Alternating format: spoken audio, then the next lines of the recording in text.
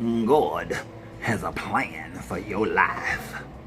You just gotta look for the plan that God has already set for yourself. And if the answer is no, then it wasn't in God's plan.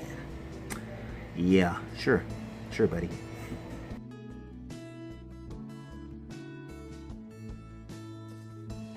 Yo, what's up, everybody? How you doing? This is your Coach Renz. And that is one of the most common things that you hear from a lot of people. And it doesn't matter what religion it is. It could be Christianity, Islam, Buddhism. It doesn't matter.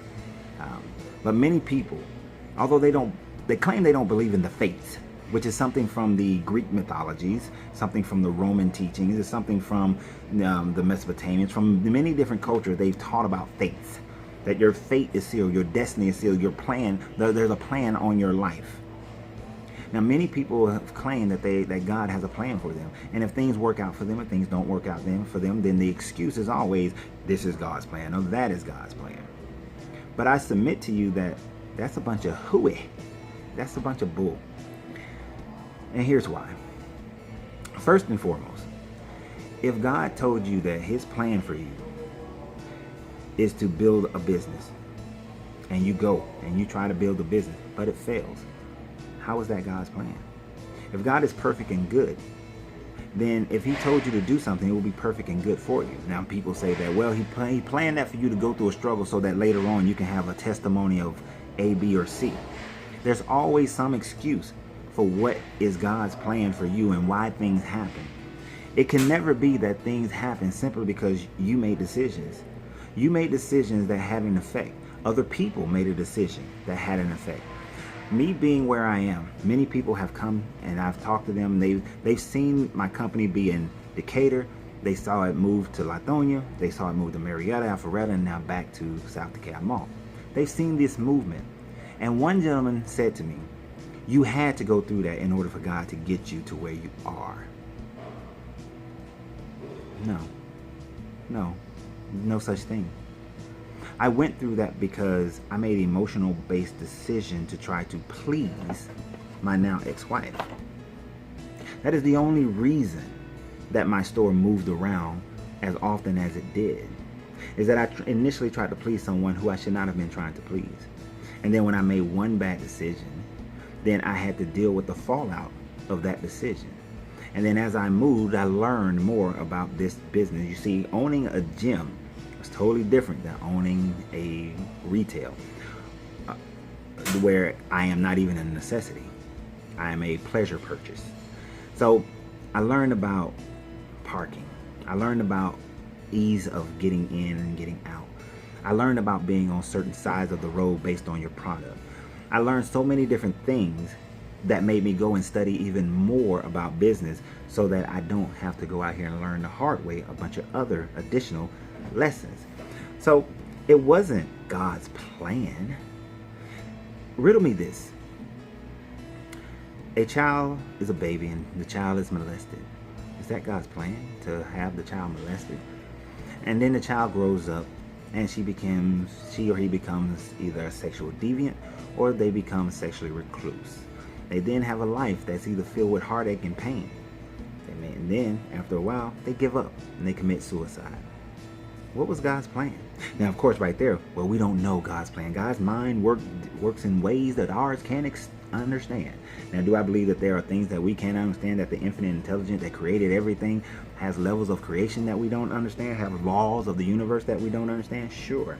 Do I believe that there is a creator who is just dipping his fingers and maneuvering people into what that creator wants?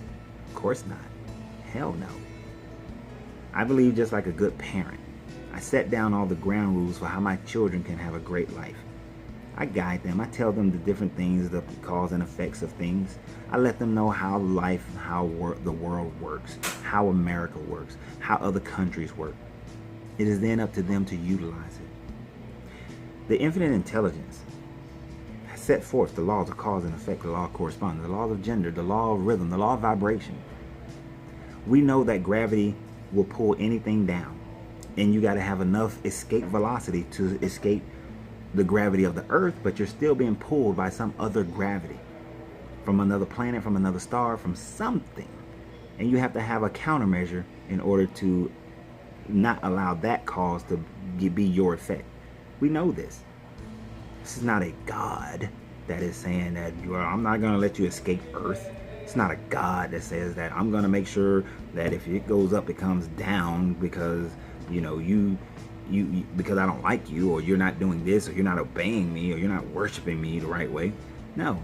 If you have enough escape velocity, if you have enough velocity, you can stay airborne. If you understand wind and lift, you can stay airborne. The plan for your life is the plan that you decide. The plan for your life is how you move in your life, how you decide that you're going to live, how you're going to be, what is important to you and what is not important to you. That becomes the plan of your life. Most people are reactionary.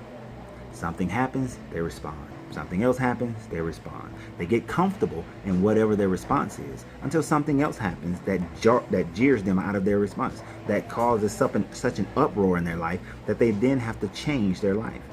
It's not a plan. It's not a plan. It's your reactions or response to every event that occurs in your life. That same person who is molested as a child may develop the sense to be able to help other people not be molested. They may become a judge or a president that puts people behind bars for molesting children. They may become a police officer that focus on SVU crimes. They may become an advocate. They may become wealthy enough to be able to influence government to make harsher punishments for people who commit those sex crimes.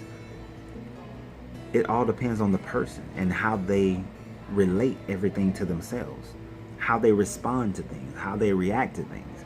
That determines what your plan for your life is.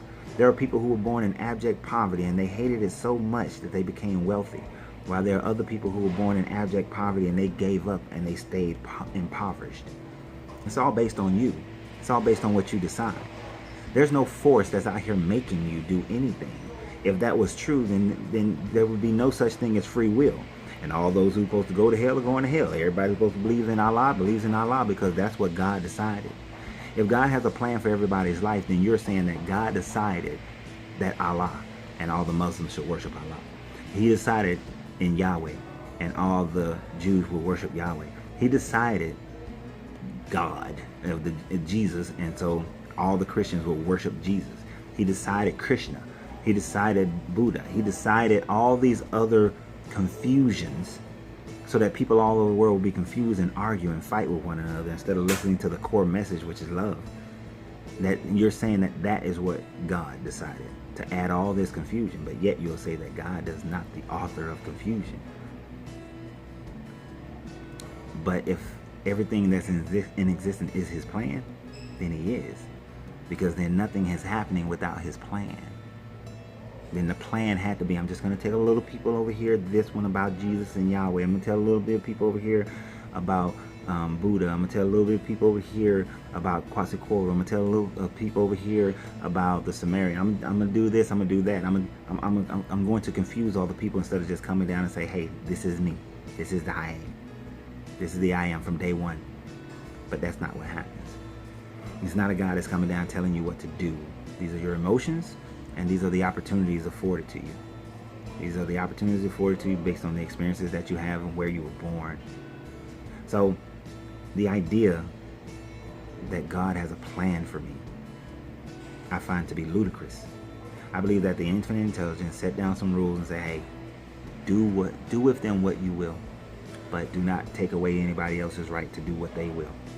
Do not hurt anyone in what you're doing. If you are, then you're sinning against yourself, because it's your spirit that you're damaging. Those are just my 2 cents.